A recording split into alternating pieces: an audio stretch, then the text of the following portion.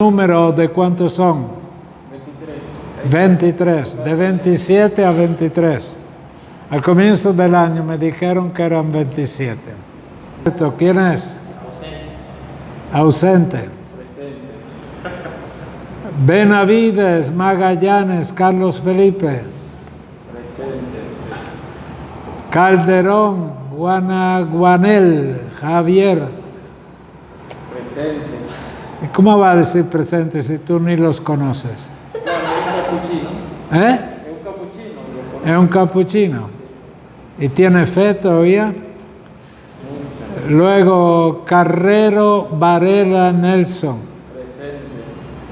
Colmenares o Colmenares, Gregoris Adolfo. Presente. Corona Bravo. Presente. A la cuenta. Flores Cabeza, Glaiber. Presente. Y luego viene un nombre raro que termina con Rabarizón. Jiménez Sosa, William José. León Santa María. Molina Valera, Gabriel Alberto. Presente. Ortega Cartés, Oscar. Presente. Ortuño Banderas, José Alejandro. Presente. Palmar Reverol, Carlos Eduardo. Presente. Parra Maldonado, Eduardo Enrique. Presente. Pérez Rojas, Julián Ismael. Presente. Porras Becerra, Omar Alejandro. Presente. Ramos Beman Alejandro. Presente. Reyes Morillo, Pedro Francisco.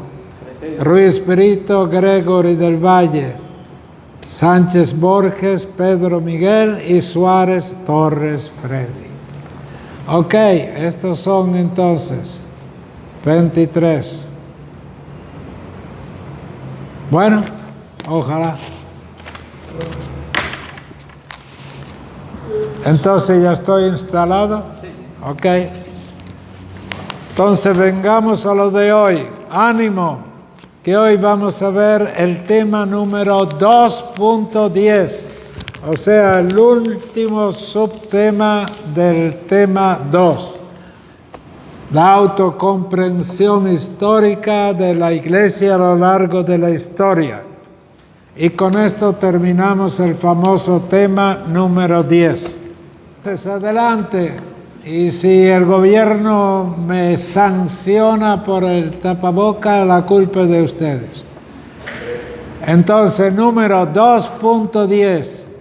Eclesiología y opciones eclesiológicas de la Iglesia Latinoamericana.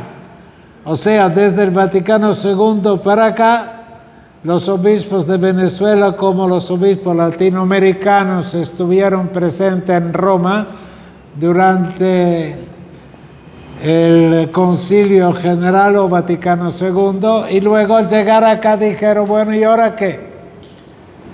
¿Ese es un capítulo ya olvidado o en cambio es una invitación a todos nosotros a que traduzcamos de alguna manera la experiencia del Vaticano II en tierras americanas?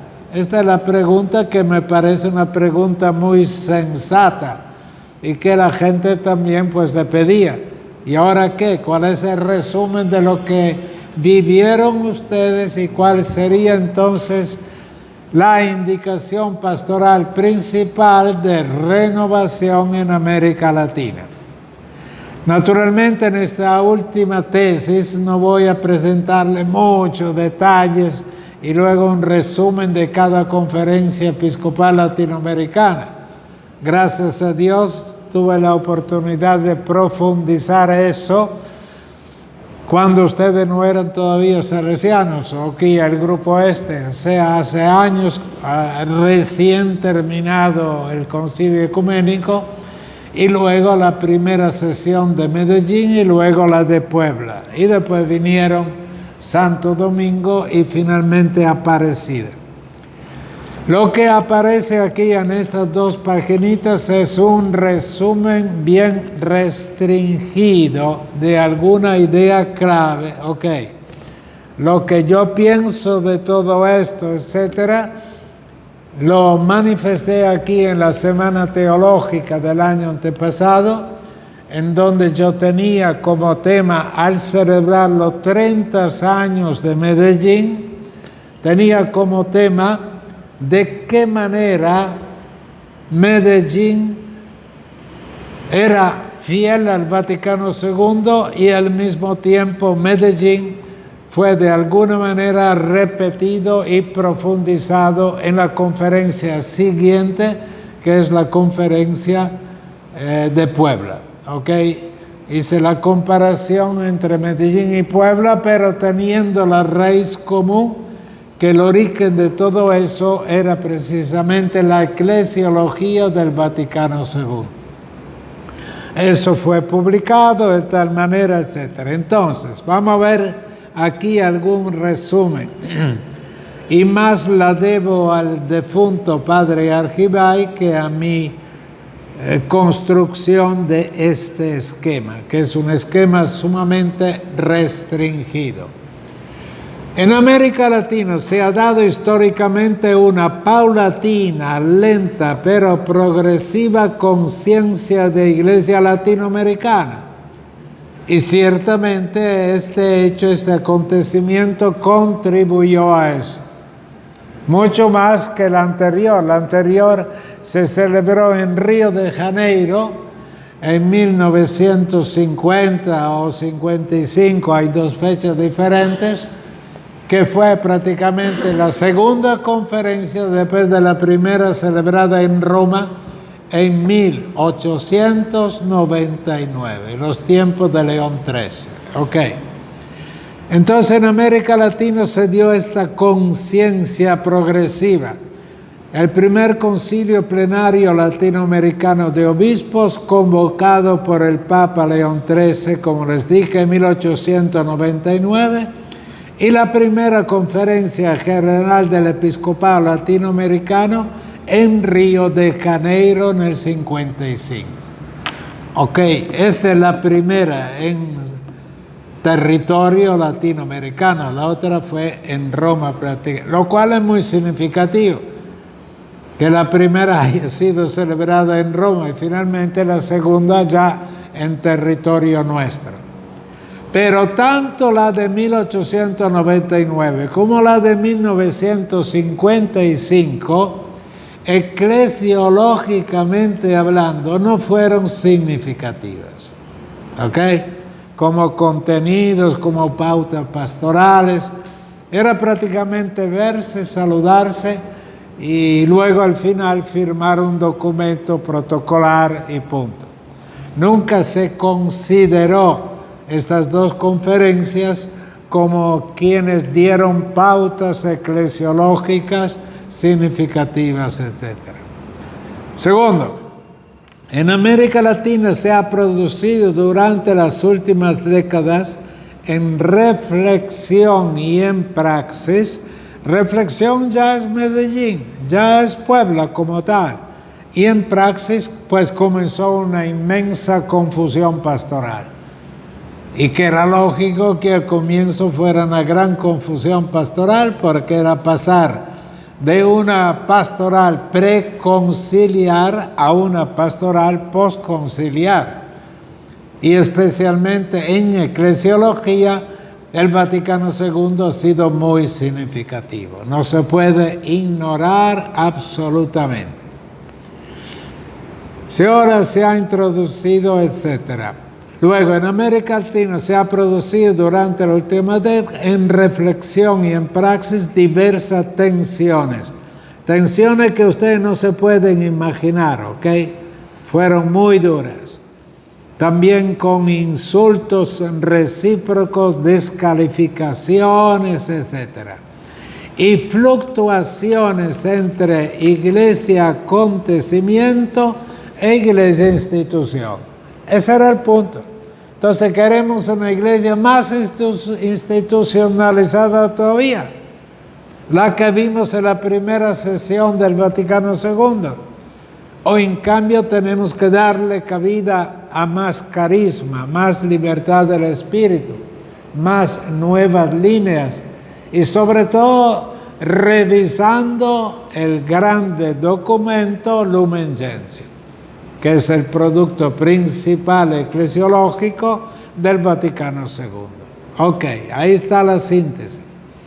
Medellín, o sea, la conferencia latinoamericana de Medellín, a raíz del Vaticano II, refleja y representa la confluencia de todos los esfuerzos eclesiológicos y eclesiales renovadores de la Iglesia en América Latina a la luz del Vaticano II. Es la primera, digamos así, síntesis que se hace por fin, que queda del Vaticano II como algo muy significativo para América Latina. Y entonces que pensemos en un avance enorme de la eclesiología en América Latina y desde América Latina. Y luego, aquí la frase que describe esto: las afirmaciones eclesiológicas de Medellín son fundamentales en el sentido etimológico, o sea, tienen valor fundante. Si ustedes quieren hablar de puntos principales de eclesiología latinoamericana e ignoran Medellín, están fuera de enfoque como tal. En la elaboración de una nueva autocomprensión de la Iglesia en América Latina. Puebla, esto, como digo, es el primer intento, ¿ok? Y por ser el primer intento había muchas esperanzas que de un día para otro las cosas cambiaran y fueran todos ya en la línea del Vaticano II, lo cual era utópico. Después de 10 años de celebrado Medellín, se celebra Puebla. Puebla es una ciudad de México, ¿ves? Y en cambio Medellín es la ciudad en donde estaba el Instituto Latinoamericano de Pastoral, y era un centro de renovación pastoral. Y Medellín pues está en Colombia. Puebla desglosa las intuiciones de Medellín con un perfil propio de la Iglesia latinoamericana y especialmente con referencia a las opciones pastorales y de manera particular la opción por los pobres, que fue debatido ya en Medellín y más todavía más profundizada en Puebla como tal, haciéndola un modelo de pastoral, como veremos en la tesis siguiente.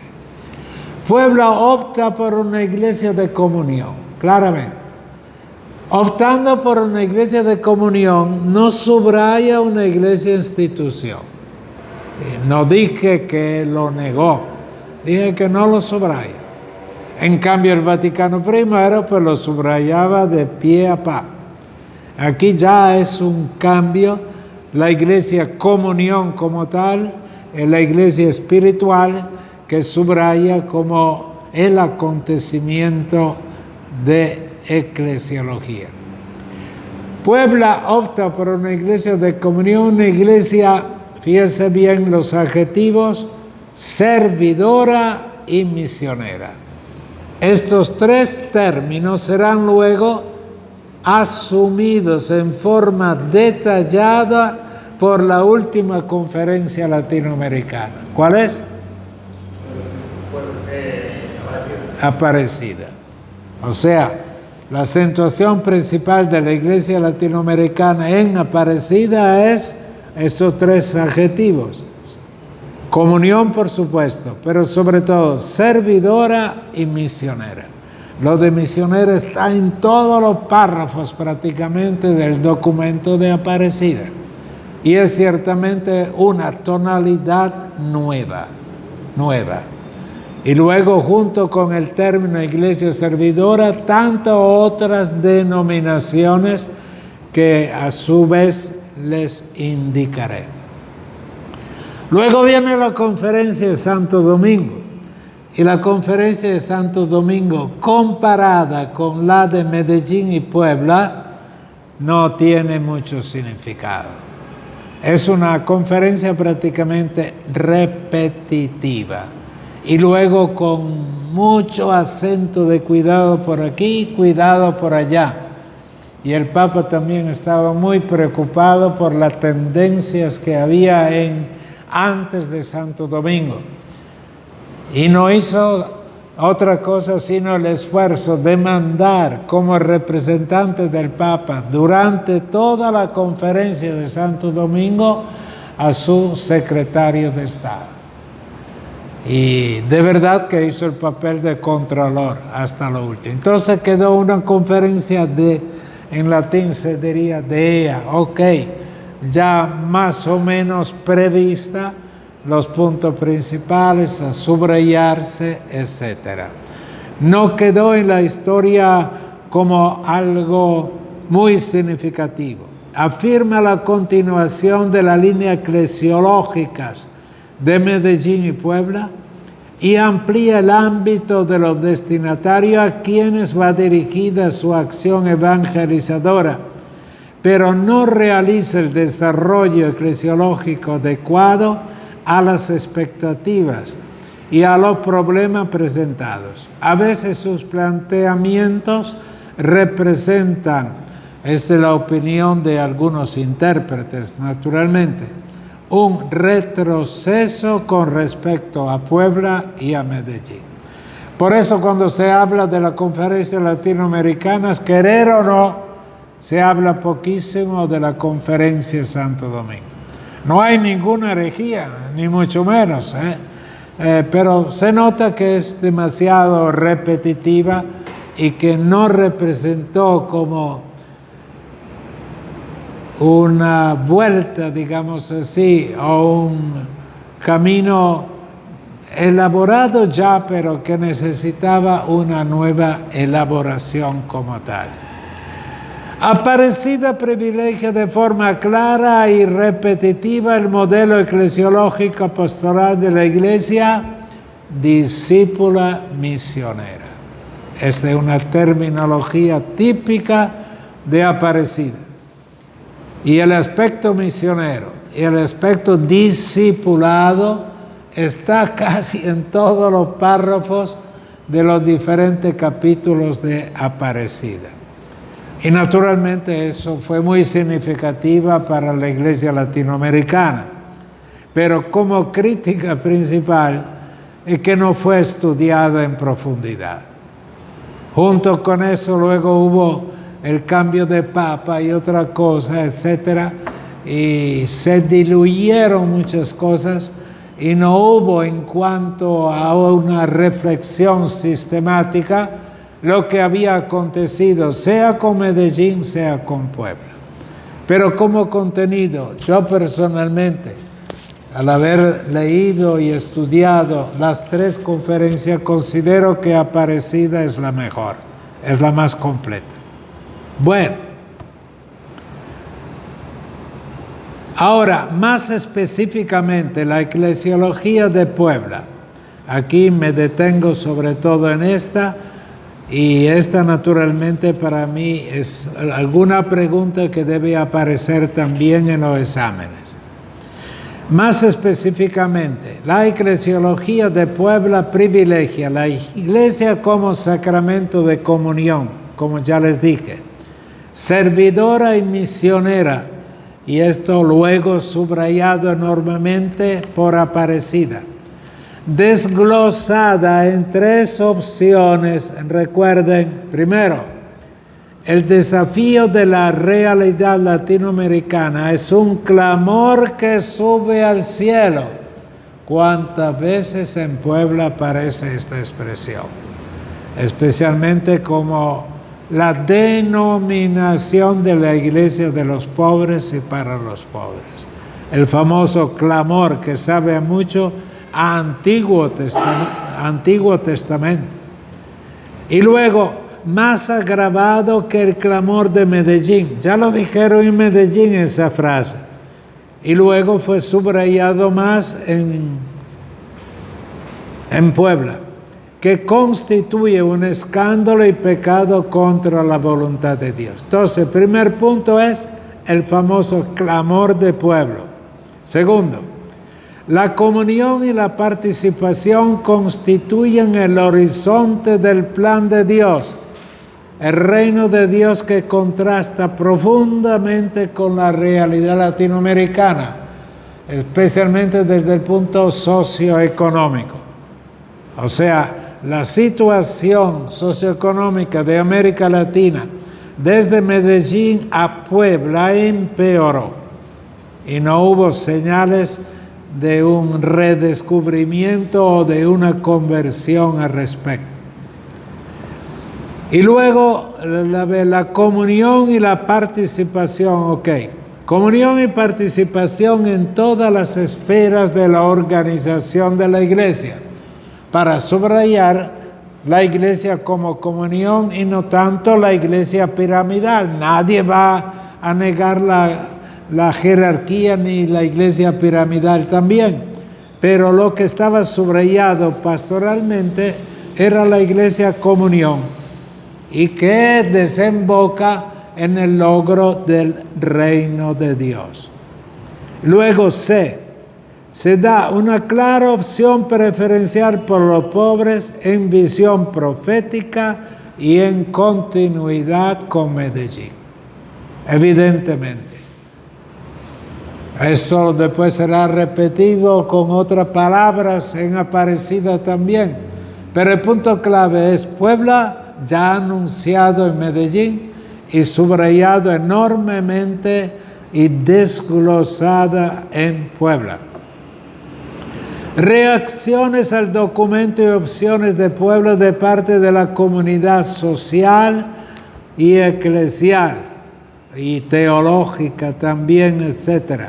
Se le acusa a la iglesia por primera vez y de una forma muy descarada de haber favorecido la entrada de la visión marxista en la economía, instrumentalizando la opción preferencial por los pobres con análisis no teológicas. Y de eso naturalmente fueron acusados especialmente los líderes de la teología de la liberación, muchas veces de una manera sumamente superficial. Y luego eso llegó al máximo que la Santa Sede a través de Ratzinger era la autoridad suprema del dicasterio de la doctrina de la fe, ¿okay? El encargado de la ortodoxia en la curia romana, eso antes de ser papa, ¿no? Y él llamó a Roma Leonardo Boff, y era el principal acusado de todo esto, etcétera. Cuánta propaganda esa entrevista y todo, etcétera. Se había instrumentalizado todo eso como si fuera un partido político también.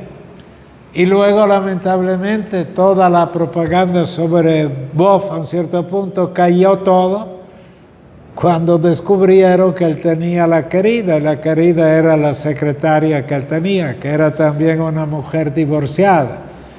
Y entonces, pues nada, el general de ellos, que era un alemán, lo llamó y le dijo, mira, esto.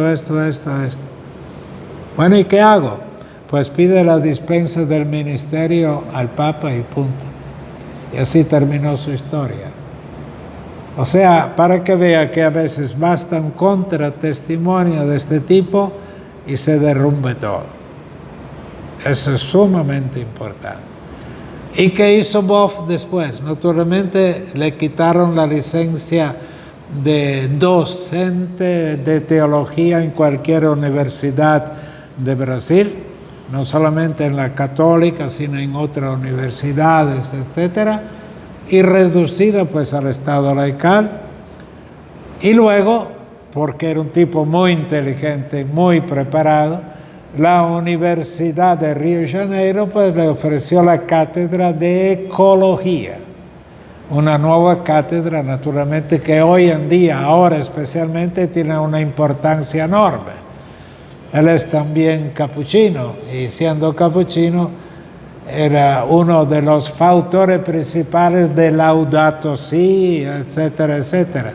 De tal manera que académicamente se asentó bien después, no es que haya quedado sin trabajo, pero naturalmente sin la responsabilidad canónica de responder por la ortodoxia de lo que él decía, etc. Ok. Pero junto con él, el más famoso en el mundo era siempre Gustavo Gutiérrez. Gustavo Gutiérrez era un cura diocesano y era peruano. Y siempre, digamos, llevó adelante su competencia en la Universidad de Lima y también con muchas conferencias fuera. Y fue el padre de la teología de la liberación con su famoso libro, La Teología de la Liberación.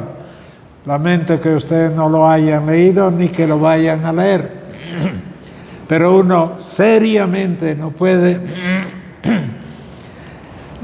meterse en la teología de liberación sin haber leído aquel libro. Es como aquel que abre el camino y pone teológicamente las cosas en su sitio, y las acusaciones de marxismo y otro, pues nada, eran fruto del tiempo, de las exageraciones y de tantas cosas parecidas. Luego él en su camino espiritual, pues a un cierto punto decidió hacerse religioso, pero ya a la edad de los 65, 70 años, y no me acuerdo exactamente la edad, pero por ahí va la cosa, y se hizo dominico. La manera de escoger y ser dominico se debe al carisma de la predicación, de la profecía. Y llegó a ser dominico en Francia, noviciado, etc. Y luego volvió a Perú y sigue como catedrático de teología, sin llamarla teología de liberación, en la Universidad Estatal de Lima como tal. Aún hoy, creo que ya llega a los 90 años y con una vida espiritual muy auténtica, siempre viviendo en barrios, con mucha sencillez, etc.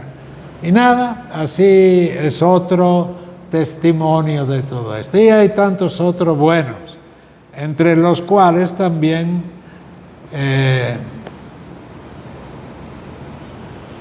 el mismo Iter como tal, en sus andanzas, etc., reflejó en varias semanas de teología esta línea de la liberación.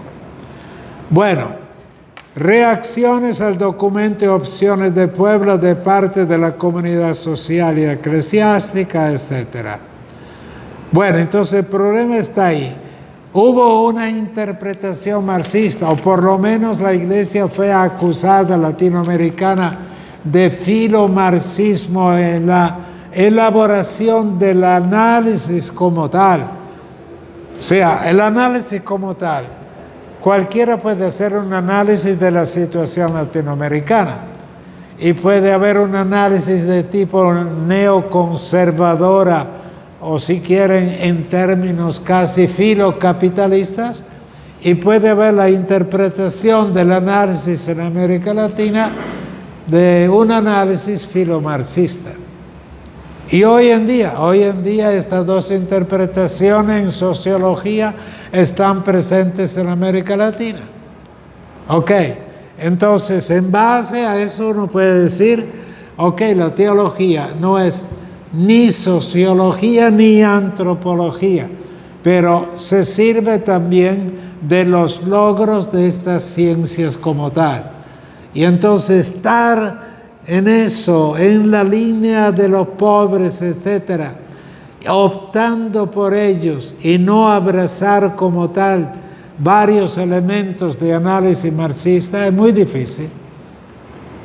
Muy difícil. Ahora, naturalmente, si a un cierto punto haces teología, debes saber que para el marxismo la sociología significa que es prácticamente el método para hacer teología, el método para hacer sociología, etc.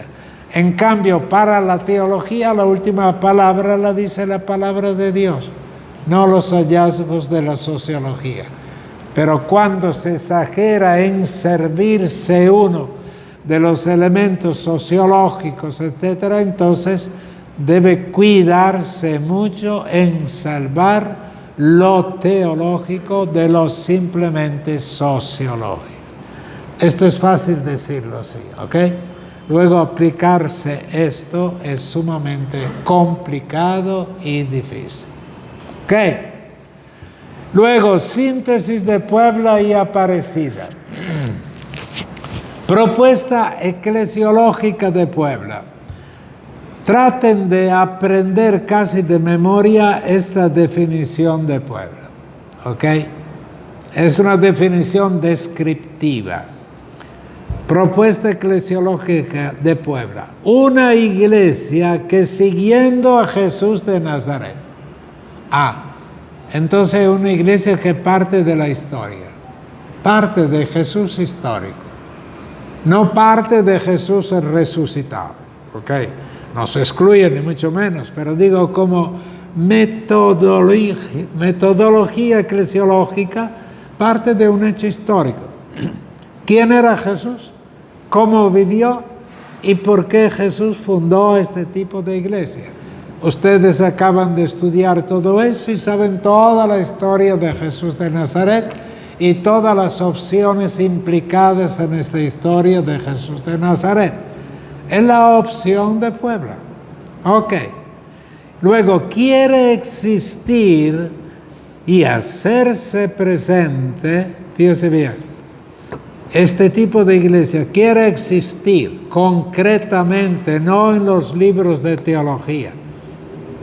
Los libros de teología son un medio, pero quiere existir, quiere ser visible esta iglesia. Hacerse presente donde los pastores están presentes como tal. O sea, no desde los libros son solo una ayuda. Y vivir en el continente latinoamericano. Ha sido apreciada en el mundo mucho la teología de la liberación porque fue un serio intento de teologizar continentalmente. Y eso fue muy serio.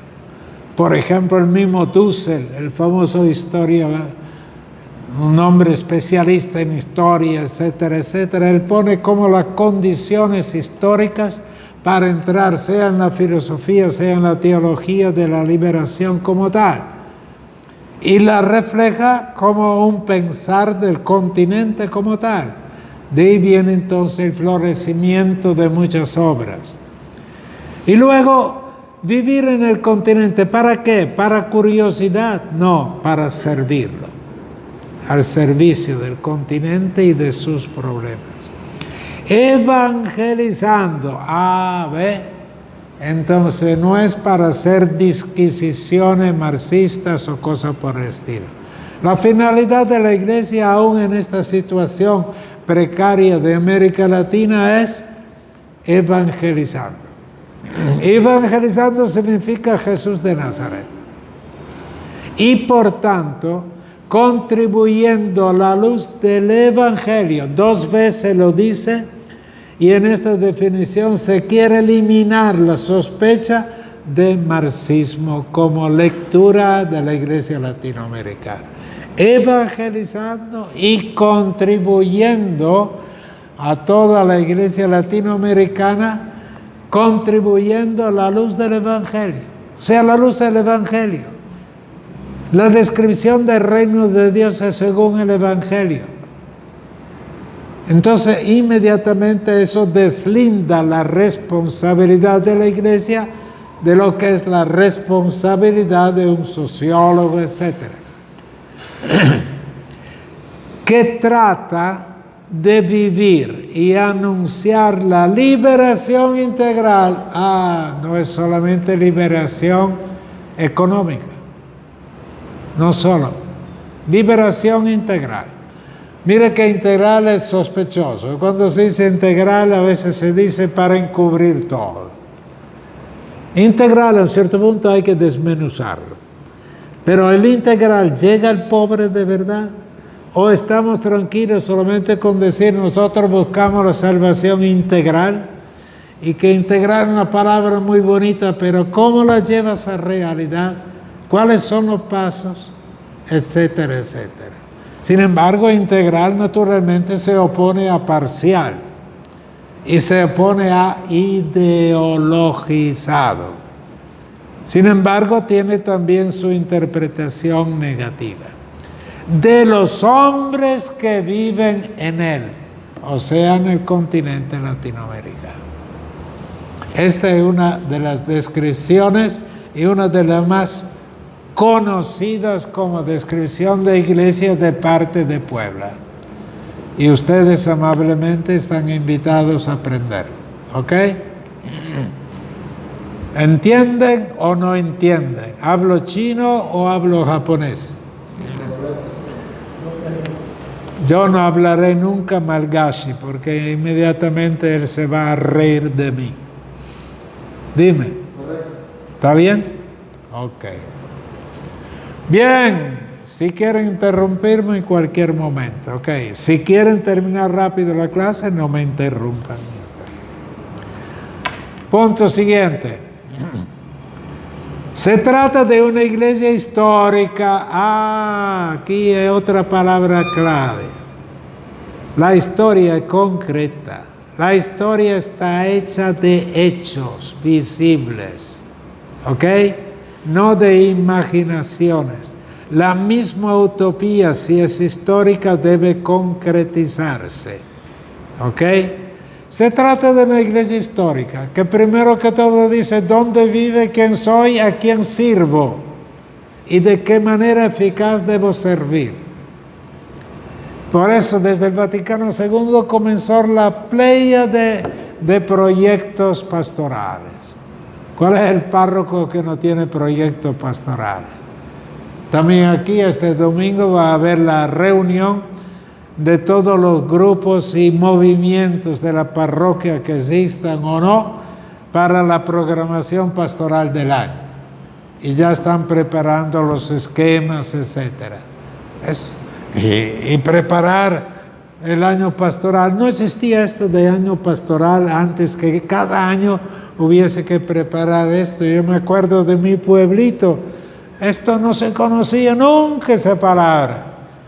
Y era una parroquia muy, digamos, con vida, etc.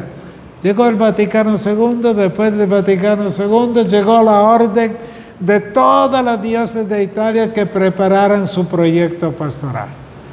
Y que en septiembre de cada año se reunieran todas las fuerzas pastorales, comenzando por el obispo, etcétera, etcétera, para programar juntos el proyecto pastoral del año. Eso es ya caminar con, ¿ok?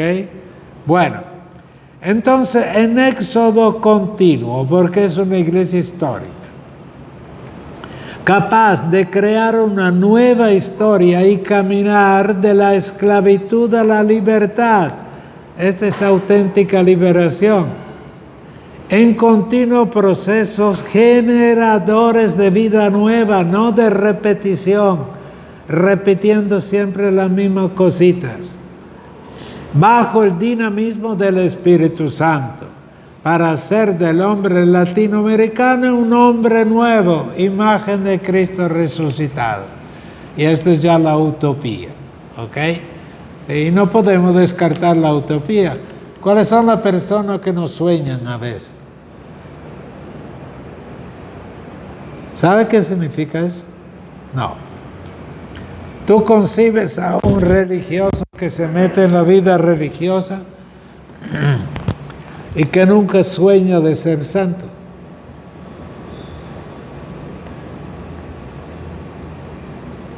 Ok, punto.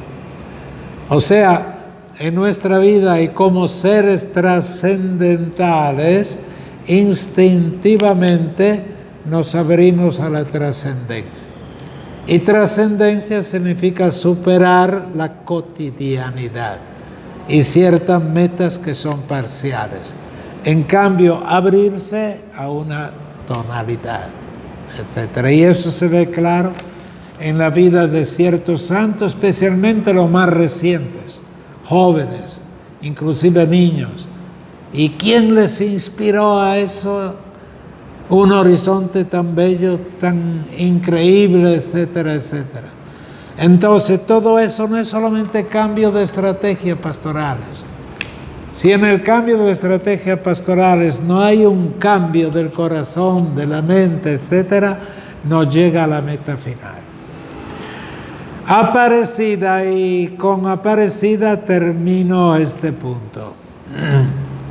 Eso estoy tomando Aparecida a la letra, es la conclusión de Aparecida. La misión de la iglesia es evangelizar. Lo repitió y lo repitió las conferencias anteriores. La historia de la humanidad a la que Dios nunca abandona, hay que creerlo esto, aun cuando parece que está abandonada la historia.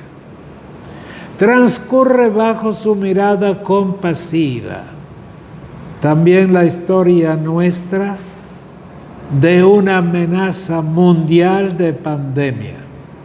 Mundial, no solamente continental. Dios ha amado tanto nuestro mundo que nos ha dado su Hijo. O sea, Dios se hizo historia. Él anuncia la buena nueva del reino a los pobres y a los pecadores. Y el reino de Dios es el sin fin horizonte, el máximo. Por esto nosotros como discípulos de Jesús, misioneros, terminología de Aparecida, queremos y debemos proclamar el Evangelio que es Cristo mismo. Cuando hablamos del reino de Dios, recuerden que Jesús es la personificación del reino de Dios y el anunciador del reino de Dios. Él es el mensaje y el misionero. ¿Ok? Ustedes han estudiado profundamente todas las dimensiones del reino de Dios, y si leen a Jesús ya como profecía en el Antiguo Testamento y luego como realidad en el Nuevo Testamento, verán todas las dimensiones del reino de Dios. Jesús que domina la naturaleza, Jesús que domina la ley del amor, Jesús que domina inclusive el mal físico, el mal psicológico y luego el mal social. Son todas citas del Nuevo Testamento con sus indicaciones exegéticas, etc. Y todo eso es el reino pleno, realizado, colmado y alcanzado. Y entonces como discípulos misioneros queremos y debemos proclamar el Evangelio que es Cristo mismo, o sea, el reino de Dios presente. Anunciamos a nuestro pueblo que Dios nos ama. Frase dicha y repetida, en cambio es una bomba atómica. Parece en cambio que el amor en la sociedad sí existe, pero nunca es como privilegiado. Siempre hay quienes escapan de esta realidad central. Anunciamos a nuestro pueblo que Dios nos ama, que su existencia no es una amenaza para el hombre. Un grupo de jóvenes en un seminario, naturalmente no cristiano, más bien de ateísmo casi, etcétera, tenía como lema: por favor, apartemos a Cristo, nos impide nuestra realización. O sea, una manera de comprender la presencia de Dios encarnado como obstáculo a nuestras opciones como tales. Y que está cerca del poder salvador, liberador del reino, que nos acompaña en la tribulación, que alienta incesantemente nuestra esperanza en medio de todas las pruebas. Por ejemplo, la prueba actual. Los cristianos somos portadores de buenas noticias para la humanidad y no profetas de desventuras. La alegría, y aquí se ve el espíritu del Papa actual, que era el coordinador del documento final de Aparecida. ¿Okay? La alegría del discípulo de Cristo no es un sentimiento de bienestar egoísta, sino una certeza que brota de la fe, que serena el corazón y capacita para anunciar la buena noticia del amor de Dios. Mire las palabras, la alegría del discípulo de Cristo no es un sentimiento de bienestar egoísta, me siento bien, sino una certeza que brota de la fe, que serena el corazón y capacita para anunciar la buena noticia del amor de Dios. Y luego la frase final, y con esto termino. Conocer a Jesús es el mejor regalo que puede recibir cualquier persona. Haberlo encontrado, o sea, no solamente conocerlo, sino haberlo encontrado, es lo mejor que nos ha ocurrido en la vida. Y darlo a conocer con nuestra palabra y obra es nuestro gozo. Esta es la conclusión de Aparecida. Ok. Y con esto yo termino. El tema segundo de eclesiología, que es la autocomprensión histórica que la Iglesia ha tenido de sí misma a lo largo de los siglos. ¿Alguna pregunta, algún comentario, alguna cosita antes de que pasemos al tema siguiente? Se puede decir que en esta conferencia ha prevalecido el método ascendente entonces. Sin la mínima duda. ¿Y por qué? ¿Cuál es la frase exacta que encontraste aquí de las que yo expliqué? Nosotros hemos comenzado ¿desde quién? Cristo Nazaret. Desde Jesús de Nazaret. No digas Cristo. Jesús es el nombre histórico. Y luego, claro, el Mesías es Cristo, etc. Desde aquel hombre que se llama Jesús de Nazaret. Y era su verdadera historia, no inventada. Se hizo uno de nosotros y desde la experiencia de ser uno de nosotros nos lleva a la verdad total. Padre, después de haber entendido todo lo que ha explicado en el ámbito de la eclesiología, y ahora prefiero vivir en el desierto, o voy a decir, en una comunidad que no conoce nada con respecto a Jesucristo. O sea, vírgenes, sin ningún ropaje eclesiológico. Y en ese sentido, ¿cómo se entiende la comprensión de la eclesiología? Por ejemplo, hemos hablado de las opciones Eclesiológicas. ¿Y cómo se entiende la iglesia en ese sentido? O sea, yo en el desierto vivo en una comunidad totalmente increyente. ¿Y tú mismo no creyente? Y en ese sentido puedo entender que soy miembro de la iglesia. Por ejemplo, voy a decir que la iglesia ha dicho que yo conozco a Jesucristo, pero yo no, o sea, mi entorno, yo me siento pertenece a la iglesia, o sea, en el sentido de la eclesiología, digo. Pero ¿cómo se entiende la eclesiología en ese sentido? Por ejemplo, usted me va a mandar en China, o sea, no sé, en una pequeña comunidad que no representa de Cristo, pero intento de vivir lo que es la cristianidad a nivel personal. Soy miembro de la iglesia, obviamente, pero el sentido de la iglesia en ese sentido, ¿cómo va a explicar usted, cómo va a explicar el sentido de la iglesia? Confieso que no te entiendo. Bueno, punto. Lo hablamos en un momento. Ok, otro momento. La exposición de hoy, ustedes nos está exponiendo la asimilación del Vaticano II en el contexto latinoamericano. Sí, sí. Esa es la tarea de las 4 conferencias latinoamericanas.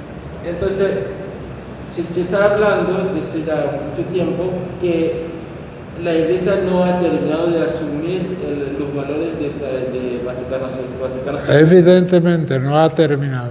Ajá. Aquí yo estoy pensando en cada iglesia local, por ejemplo, la iglesia de África, la iglesia de Asia, Claro. cada una tiene línea en la que se agarró para la asimilación de Vaticano II. Y todos los continentes han hecho sus conferencias. Ajá, sí.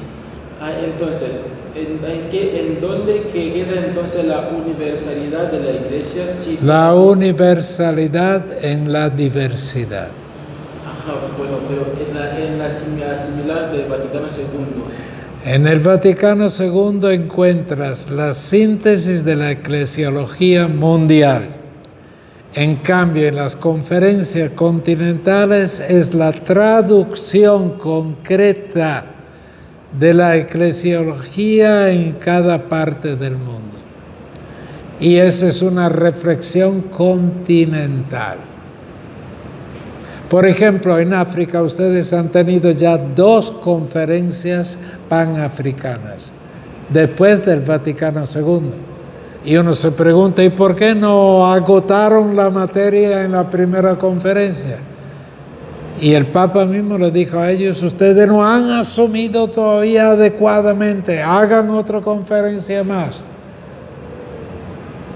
Y así en Asia, donde yo estaba, ahí hubo también la conferencia continental de Oceanía y luego la de India como conferencia de Asia.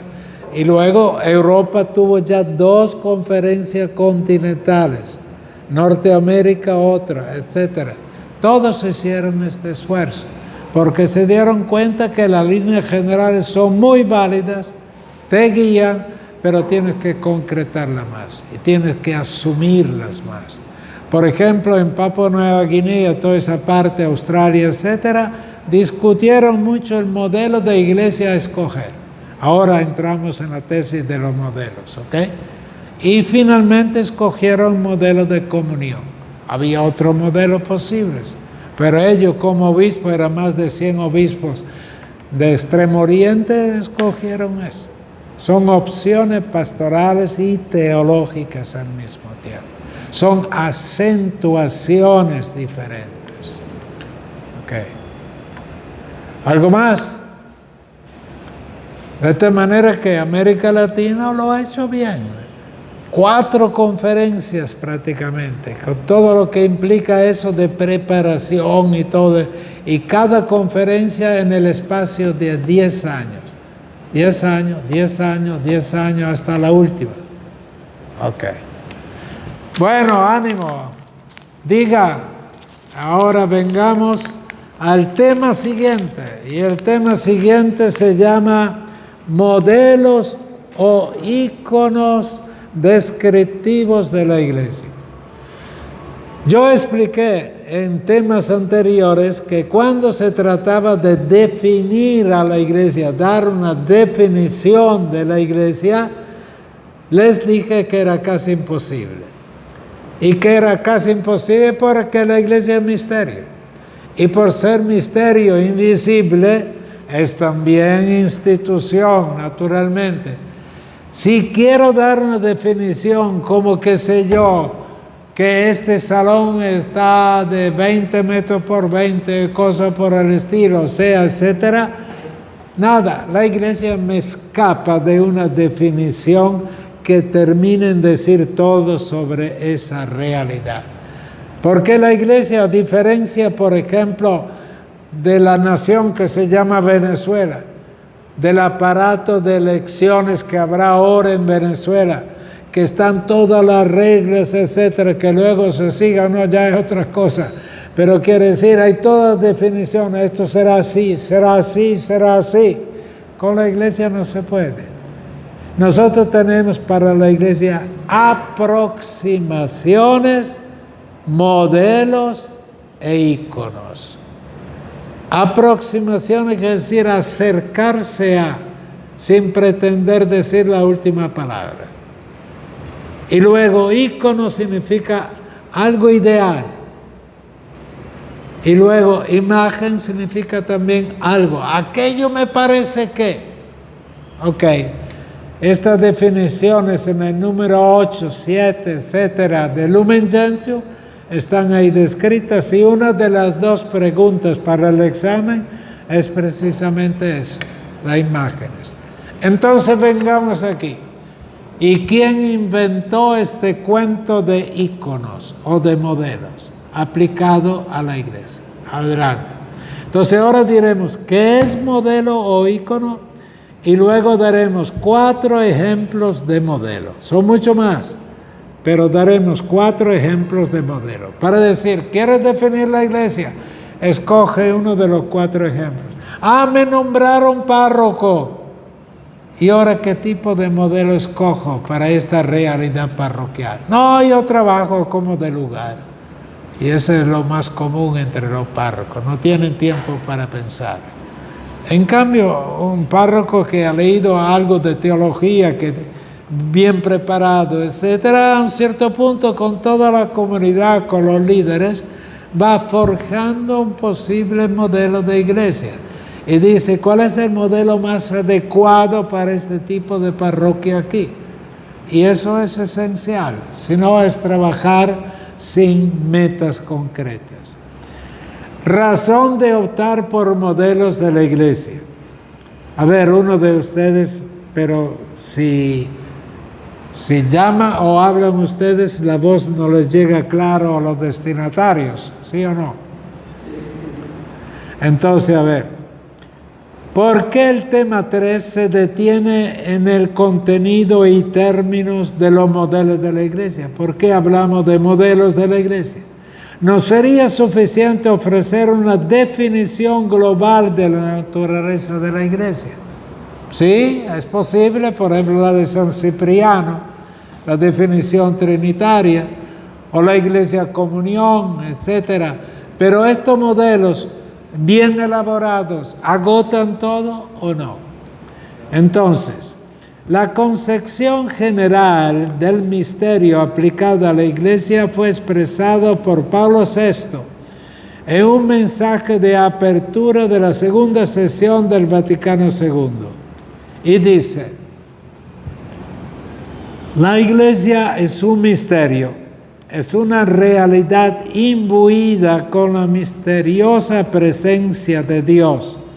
Y por eso en la naturaleza misma de la iglesia está el permanecer abierta.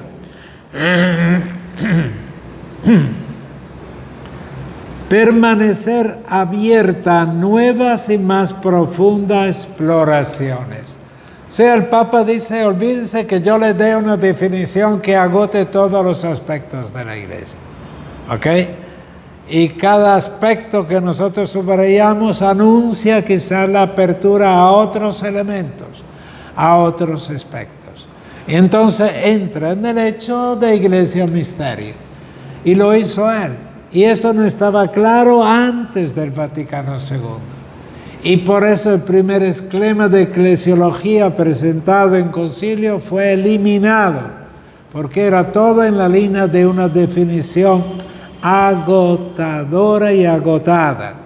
En cambio aquí, el concilio poco a poco, a través de la ayuda de los teólogos, entró en la línea de definiciones como aspectos y no como palabra definitiva.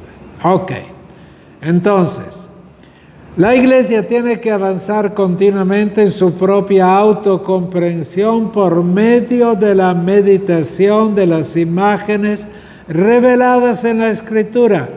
Porque nosotros en la historia dijimos que la iglesia a veces era alta cristiandad, era perfecta sociedad, era sobre todo institución. Era sobre todo misterio de catacumbas, etcétera. ¿Cuántas definiciones brotaron?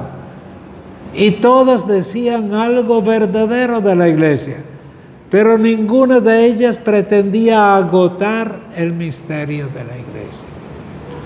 Y aquí entonces dice lo siguiente. El edificio levantado por Cristo, la casa de Dios, estos son los términos usados en Lumen Gentium para decir qué es la iglesia. El edificio levantado por Cristo.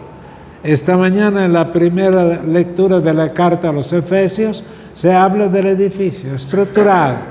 Y quienes conformaron el edificio en la historia fueron los apóstoles, como Simón y Judas. Y que luego ellos tenían cemento. Eran hombres de cemento y el cemento no se rompe así nomás, dura. Y eso forma la tradición. Y luego, para culminar la cosa, le dice, ¿y Cristo era quién? Era la piedra solo, angular. En un edificio ustedes quitan la piedra angular y ¿qué pasa? Se desploma todo. Y si en un edificio ustedes, para ahorrar los constructores, en cambio de cemento auténtico, usaron cemento barato o superado, etcétera, ¿qué le pasa a ese edificio? Se derrumba también. Y les dijo claramente que los apóstoles eran cemento y Cristo era piedra angular. Entonces, todos estos términos dicen algo de la iglesia. Es casa de Dios, es templo, es tabernáculo de Dios, es su pueblo, es su rebaño, es su viña. El Papa Benedicto XVI, cuando fue nombrado, dijo solamente eso desde la logia de la Plaza San Pedro. Yo soy un humilde trabajador en la viña del Señor. Usó este término. Y naturalmente era una circunstancia única. Yo soy su campo, su viña, su ciudad, el pilar de la verdad y finalmente la esposa de Cristo y el cuerpo místico de Cristo. O sea, ven aquí en una línea ya 7, 8 definiciones de iglesia. Y todas son verdaderas. Y ninguna es totalmente agotante como tal. ¿Me siguen o no? Luego, cuando una imagen es empleada de un modo reflexivo y crítico para profundizar el entendimiento de la realidad, pasa a ser lo que hoy se llama modelo. O sea, cuando esa imagen dice algo que otras imágenes son más baratas y no dicen, ese es un modelo. O en la moda, ¿verdad? En la moda de Milano, de Nueva York, de París, etcétera. Siempre, todos los años hay desfiles de modas. La moda llama el interés y luego van introduciendo nuevas modas, etcétera. Eso en la parte mundana, digamos así. En la iglesia entonces el modelo es como un modelo significativo y que naturalmente llama la atención. Los modelos tienen varias aplicaciones y sugieren en eclesiología un empalme entre la iglesia y la realidad usada como analogía. Cuando digo que la iglesia es una casa, digo muchas cosas, pero digo al mismo tiempo que uno se siente como en casa propia, que es mi familia y que ese es el lugar donde uno se siente bien. Cuando digo viña, entiendo producción, entiendo el vino que alegra la vida humana, entiendo tantas otras cosas, etcétera. O sea, cada uno de estos logos tiene una verdad entrañada. Sabemos que la analogía nunca será perfecta. La analogía es aproximación y nunca será perfecta. Al decir viña del Señor, digo iglesia, pero nunca diré que con esa imagen digo todo. Es una aproximación. Y luego, por ejemplo, sabemos que analogía no perfecta, etcétera, tiene propiedades no paralelas con ningún conocimiento, fuera de la fe. Una vez más es necesario repetir y recordar que las imágenes de las cuales surgen los modelos respectivos, en el último término también los paradigmas, están tomadas de la realidad experienciales y finitas. Por ejemplo, cuando digo que la iglesia es cuerpo, es una analogía, una comparación. Entonces, ¿qué te dice a ti la palabra cuerpo aplicado a la iglesia? Te dice, por ejemplo, que el cuerpo es algo unido, compacto. Luego te dice la unidad en la diversidad porque el cuerpo tiene muchos miembros. Y luego dice que el cuerpo tiene todo un nivel de belleza y de prestancia diferente. Por ejemplo, en el mundo deportivo, etc. Y luego el cuerpo te dice también que hay vida interiormente y que la sangre penetra todo el cuerpo. Y hay como una convivencia espiritual y físico y psicológica como usted. Luego el cuerpo te dice autoridad. Luego el cuerpo te dice diversificación y colaboración entre todos. Y así adelante. Ok. Entonces entramos en esta línea y la línea ha sido muy enriquecedora. Cada modelo de la iglesia tiene sus debilidades. No hay un modelo perfecto. Y ninguno puede ser tomado como medida de todos los demás. Y luego en Lumen Gentium, especialmente la primera parte, desde el número 1 al número 8, hay un logrado esfuerzo eclesiológico de iluminar el misterio de la iglesia a través de ciertos modelos dominantes que han llegado a ser paradigmáticos. Paradigmático significa, eso te da a ti un ejemplo de lo que es la iglesia. Como que te convence más, un argumento más. Y que han llegado a ser paradigmáticos o modelos en la teología conciliar y posconciliar. Avery Dallas, aquí les cuento el hecho. Ok. O sea, Avery Dallas era hijo del ministro de Relaciones Exteriores de Estados Unidos al final de la Segunda Guerra Mundial. Mamma mía. Ok. Y luego estaba estudiando en la Universidad de Harvard, que es una de las famosas o más famosas universidades de Estados Unidos. Él era anglicano, ¿ok? Y luego resulta que los anglicanos en Estados Unidos se llaman episcopalianos. Y la familia de él, los ancestros, etcétera, todos eran anglicanos. Y él fue a la universidad de ahí y se encontró con los jesuitas, directo o indirectamente entró en la historia de ellos. Y quiso estudiar profundamente toda la historia de por qué los anglicanos se separaron de Roma. Y al estudiar toda esa historia, a cierto punto llegó a la convicción que fue error la división.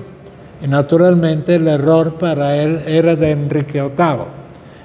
Y que luego llevó a la división de la iglesia por motivos familiares, en ese caso el divorcio, etc. Pero aparte de eso, él estudió profundamente la eclesiología y llegó a la convicción que la iglesia no es una definición escueta, sino más.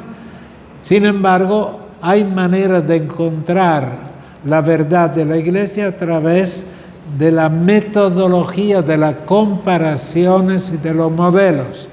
Y fue el primero que en eclesiología atribuyó el término modelo a lo que llamamos imágenes de iglesia. Y escribió el libro Los modelos de la iglesia.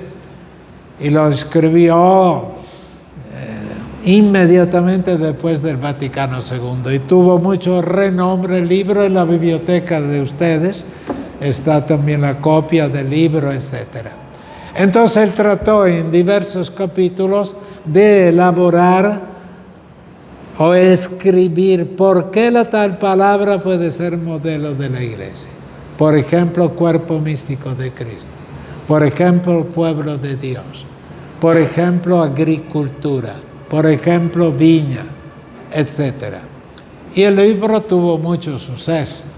Naturalmente, el problema se le planteó en la familia de él, cuando él planteó el problema de pasar a católico.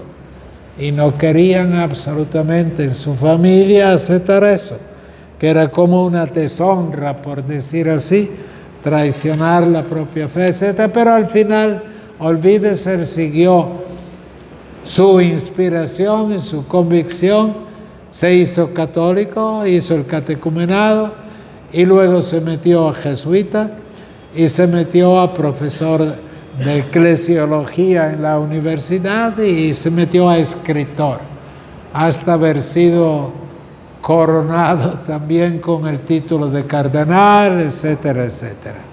Y él explicaba esto.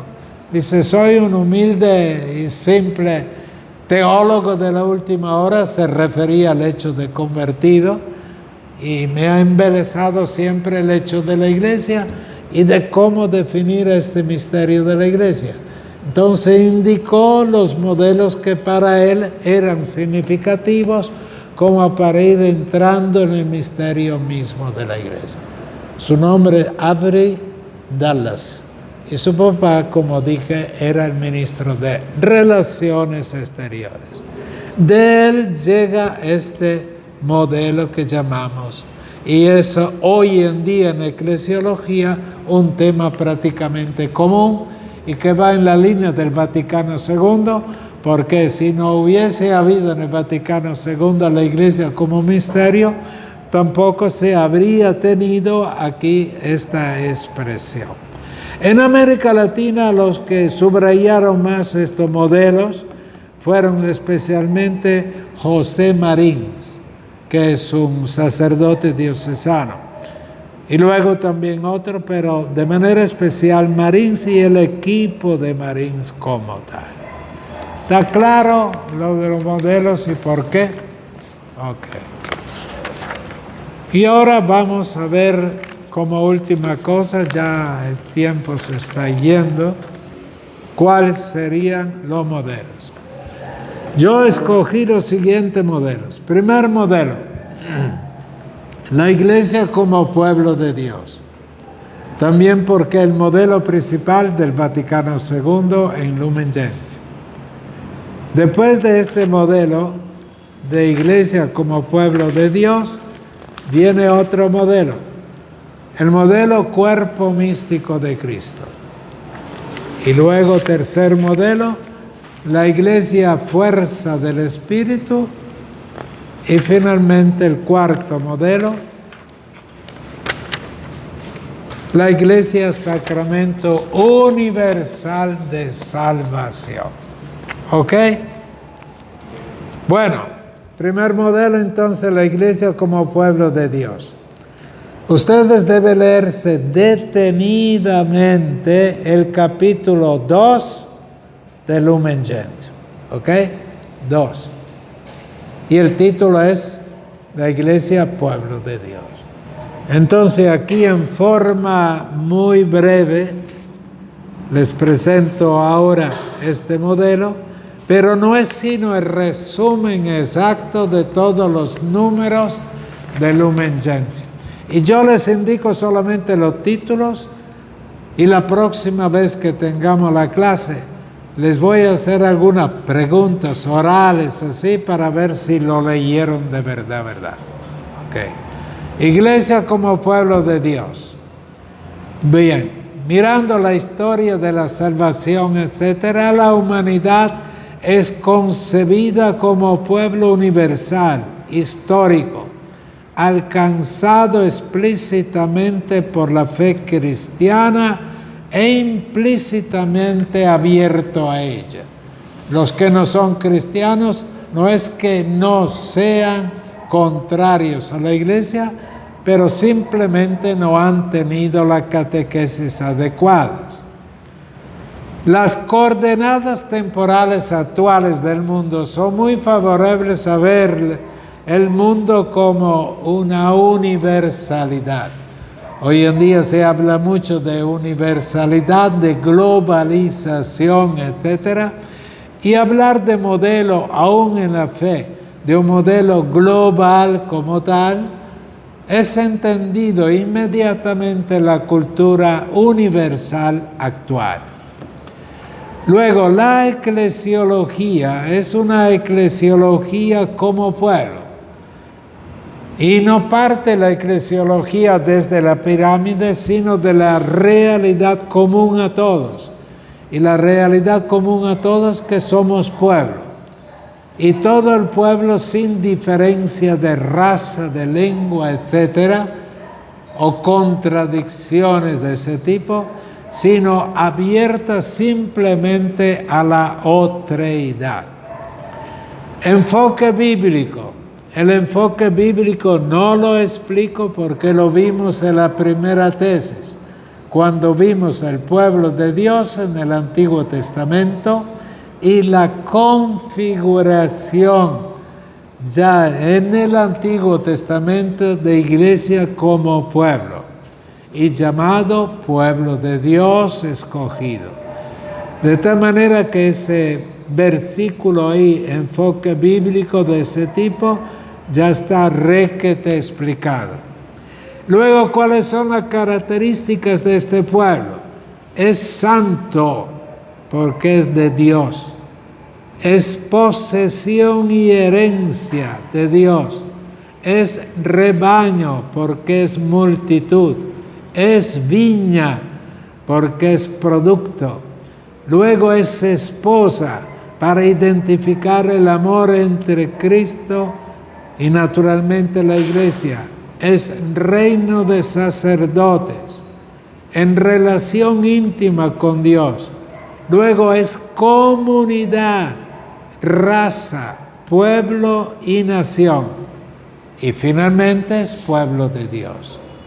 Y en eso se distingue exactamente del otro pueblo. Y luego es un pueblo no hecho. Es un pueblo siempre en peregrinación. Peregrinación en el desierto. Y luego la famosa dialéctica que vimos en la primera tesis de relación de fidelidad e infidelidad del pueblo de Dios. Luego es pueblo de culto, inmerso en la difícil historia cotidiana de liberación y fidelidad. Luego viene el pueblo de Dios en el Nuevo Testamento. Y el pueblo de Dios en el Nuevo Testamento se centra todo en aquella frase del profeta Ezequiel: un nuevo corazón y una nueva vida y una nueva raza, un nuevo corazón. Y el culto no es solamente actual, sino alcanza la universalidad espacio-temporal. Luego, la realidad del nuevo pueblo de Dios es la realidad de todos los bautizados y que forma naturalmente la historia visible y trascendente. Y la nueva economía de salvación es centrada en Jesucristo, que es universal y abierta a todos, sin discriminaciones y sin ningún privilegio a los judíos. Y esta iglesia es la iglesia heredera de la imagen visible del nuevo pueblo de Dios. Y luego viene un problemita histórico, y con esto termino lo de hoy. Viraje eclesiológico del Vaticano II. ¿Qué pasó en el Vaticano II con respecto al pueblo de Dios? Con la presentación del índice de las 3 sesiones del Vaticano II, o sea, del 62, 63 y 64, en el 62 fue introducido el esquema de eclesiología y fue eliminado. Segundo, en el 63 fue aprobado, pero con sugerencias. Y en el 64 finalmente fue aprobado en forma definitiva. Primera sesión, ¿qué dice? La naturaleza de la iglesia militante. Mire los títulos no tienen nada que ver con iglesia misterio. Militante significa un término de soldado prácticamente. Luego, los miembros de la iglesia y la necesidad de la iglesia como salvación, que es el segundo capítulo. Y luego el episcopado como grado supremo del sacramento del orden y del sacerdocio. Luego los obispos residenciales. Ustedes se fijan que todos los capítulos prácticamente subrayan la visibilidad de la iglesia.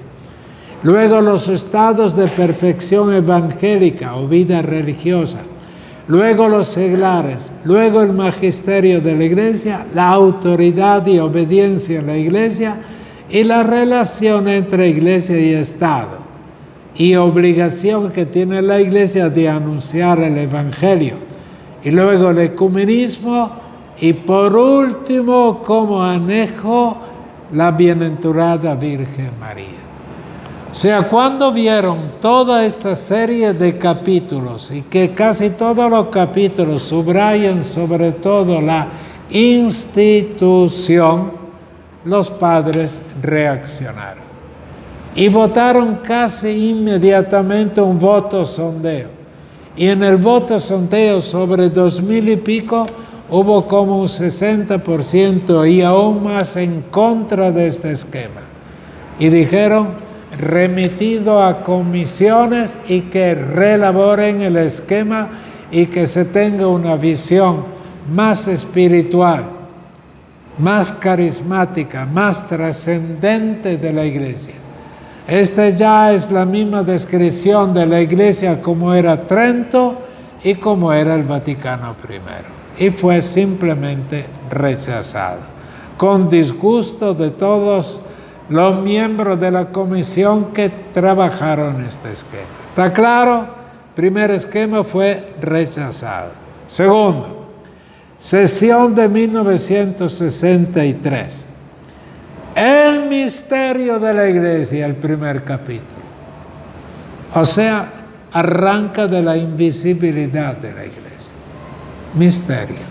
Arranca de la Trinidad. Ese es un cambio radical. ¿Okay? El otro arrancaba de una iglesia militante. La palabra militante se usaba mucho para todas las sesiones de acción católica, el apostolado de aquel tiempo. Y eso se traduce como algo que tiene que penetrar toda la iglesia, pero eso es la parte pastoral, no tiene nada que ver ahí con la prioridad del misterio como tal. Entonces, primer capítulo, el misterio de la iglesia. Y el misterio a la luz de Padre, Hijo y Espíritu Santo. ¿Ok? Luego, segundo capítulo, la estructura jerárquica de la iglesia, en particular el episcopado. Ahora entra de nuevo la parte institucional, pero veremos que está en el puesto equivocado. Y luego, tercero, el pueblo de Dios, especialmente los seglares. Eso, especialmente los seglares, está equivocado. Como pueblo de Dios, todos son pueblo de Dios. No hay pueblo de Dios jerárquico y aparte el pueblo de Dios no jerárquico. El pueblo de Dios abarca todos los bautizados. Punto. Ok. Eso también lo van a corregir. Y luego los laicos, capítulo 4. Y luego universal vocación a la santidad. Eso entra en iglesia misterio. Y luego los religiosos. Y luego la índole escatológica de la iglesia peregrinante, o sea, la iglesia que camina en el desierto, no hecha, que se va haciendo la historia. Y luego la Santísima Virgen María, Madre de Dios en el ministerio del Cristo y de la iglesia. Y antes quería un documento solo sobre la Virgen. Eso el Padre Morillo se lo va a explicar muy bien en el mes de enero, todo ese trabajo. ¿Y por qué se pasó de un documento sobre la iglesia, sobre la Virgen solo, a un capítulo de Lumen Gentium, que es insertar a María en la eclesiología. Y eso es lo correcto. Y aquí se da ya este cambio. Entonces aquí prácticamente estuvieron de acuerdo, pero con correcciones. ¿Y cuáles son las correcciones? Vea la tercera sesión, 1964. Mire que a Roma los padres conciliares iban solamente para la sesión. Y las sesiones comenzaban a fines de septiembre hasta comienzos de diciembre. 2 meses y algo. ¿Ok? Entonces la primera sesión terminó a fines de octubre y luego la segunda a fines de noviembre y finalmente la tercera cuando se aprobó definitivamente en el 64. Entonces vamos a ver los capítulos de la sesión del 64, texto final. Texto final. Antes hubo muchas votaciones parciales, de intentos, etcétera, hasta que se llega al texto final. ¿Cuántas correcciones que ustedes ni se imaginan? Y eran 2000 y pico. Y llegar a un texto final, porque existía siempre aprobatus justa modum, non probatus. Aprobado. O segundo, aprobado justa modum significa sí, pero. Y los padres mandaban observaciones que podían ser incluidas en el texto siguiente. Y finalmente lo último, no aprobado. Y entonces se llegó al texto final en donde cabía solo una votación. Sí y punto. Y queda aprobado. Si en la primera sesión hubo un rechazo del esquema, ¿verdad? Aquí en la última votación prácticamente fue a la unanimidad. Cómo cambia la cosa y cómo el Espíritu Santo penetró y cambió tantas cosas. Entonces, el capítulo del texto final. El misterio de la iglesia, intocable. Segundo capítulo, el pueblo de Dios. De tercero lo pasan a segundo. ¿Por qué? Decían, primero todos son pueblos de Dios, también los obispos. Y luego viene la diferenciación de ministerios, ¿ok? Entonces los obispos dejen de ser el título del tercer capítulo y pase al segundo. Porque también los obispos son bautizados, fieles, antes de ser obispos o presbíteros, etc. Entonces el cambio. Tercero, constitución jerárquica de la iglesia, lo que era antes segundo, y particularmente el episcopado. Luego los laicos, luego universal vocación a la santidad. También este es un cambio muy fuerte, que la santidad no es acaparada por los religiosos, etcétera, sino abierta a todos. Luego los religiosos. Luego, índole escatológica de la iglesia peregrinante que manifiesta la iglesia en la historia. Y finalmente, el último, la Santísima Virgen, Madre de Cristo y Madre de la iglesia.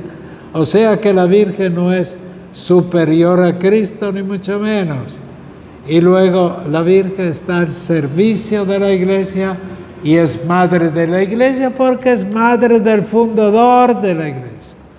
Este es el argumento teológico de este título que fue aupado por Paulo VI.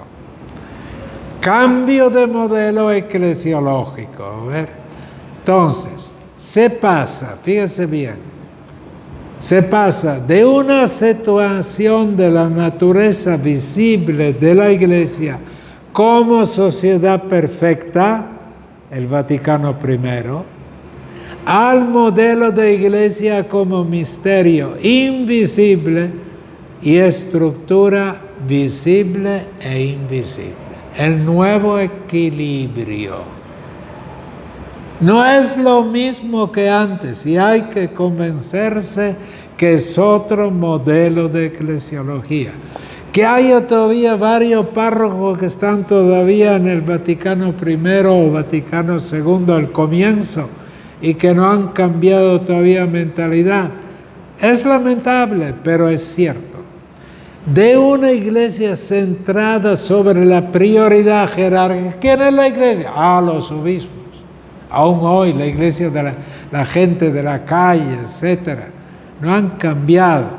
De una iglesia centrada sobre la jerarquía a una iglesia asamblea de todos los bautizados. De una iglesia a una iglesia pueblo de Dios.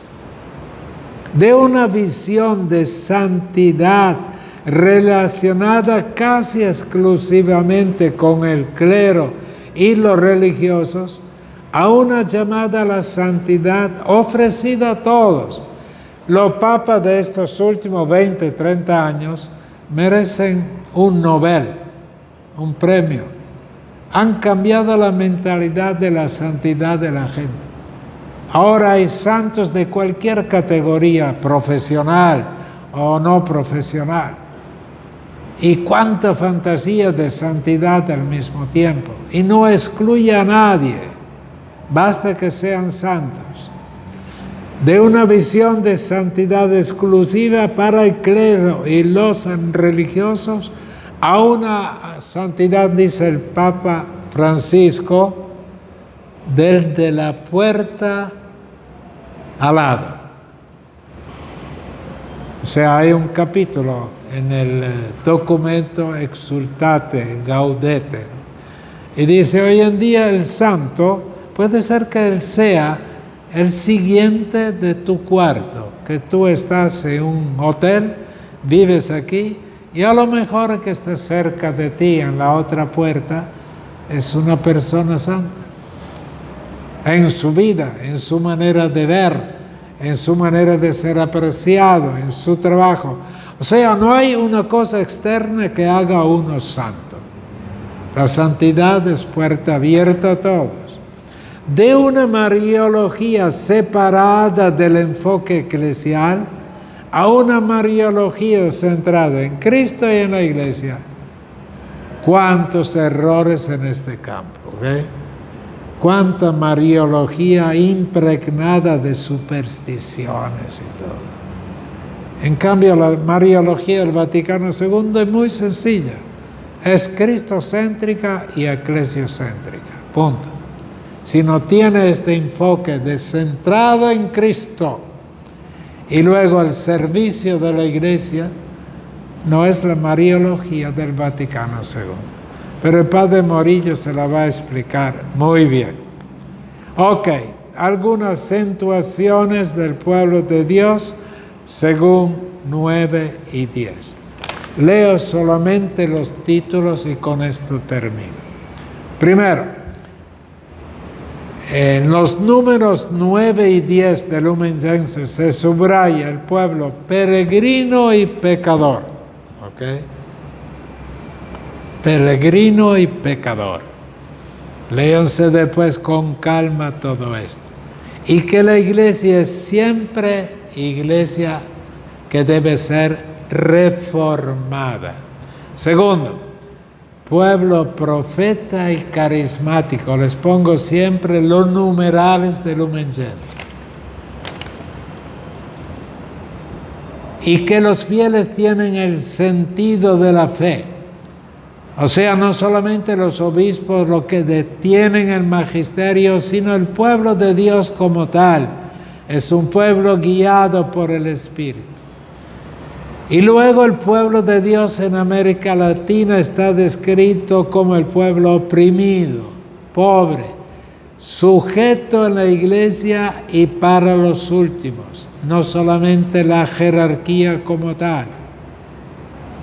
Optar por este tipo de pueblo, no pueblo, es hacerse pueblo con ellos porque eran excluidos de la comunión y ahora están incluidos de nuevo en la caridad de la iglesia. Luego, las fronteras del pueblo de Dios. Este punto de frontera del pueblo de Dios lo veremos en el tema del ecumenismo. Y este tema es el tema de las fronteras de la iglesia. Están los católicos dentro del marco de la iglesia católica, con todas las dimensiones esenciales de la iglesia católica, incluido el magisterio del Papa, de los obispos, etc.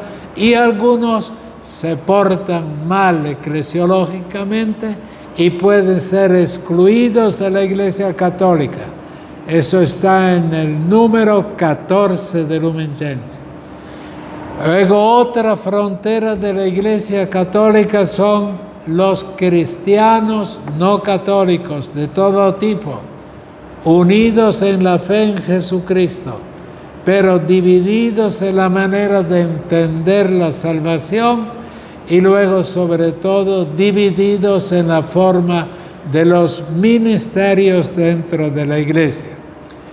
Y luego, número 16 de Lumen Gentium, ¿cuál es la manera de relacionarse con las otras religiones? Y finalmente, número 17, aún mirando las fronteras de la iglesia que veremos en el tema número 6 al final, queda la obligación de la primera evangelización para los pueblos todavía no evangelizados. Ok, punto, terminé, lo cual significa léanselo detenidamente. Ok, punto. Así que vimos qué es modelo, qué es ícono, qué es imagen, y aplicado a esto a un modelo que se llama pueblo de Dios. La próxima vez veremos el segundo modelo, que es iglesia como cuerpo místico de Cristo. Punto. Por hoy basta.